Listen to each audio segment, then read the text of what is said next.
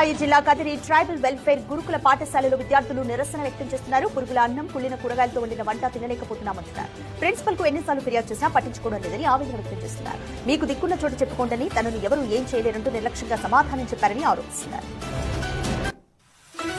శ్రీ సత్యసాయి జిల్లా కదిరి గిరిజన సంక్షేమ పాఠశాల హాస్టల్లో పురుగుల అన్నం పెడుతున్నారని ఆందోళన దిగారు విద్యార్థులు.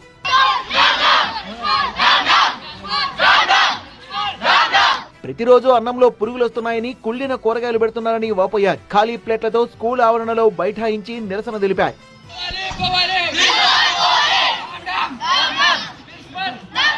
ఎన్నిసార్లు ఫిర్యాదు చేసినా సరే హాస్టల్ ప్రిన్సిపాల్ వెంకటరమణ అధికారులు తమ గోడు పట్టించుకోవడం లేదన్నారు విద్యార్థులు.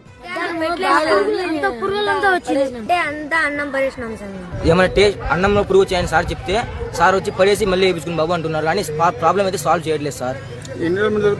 సార్ నిన్న వచ్చింది సార్, 2 సార్లు వచ్చినాయి. చాలా 2 years నుంచి ఇట్లే ఉంది సార్ ప్రాబ్లమ్. హాస్టల్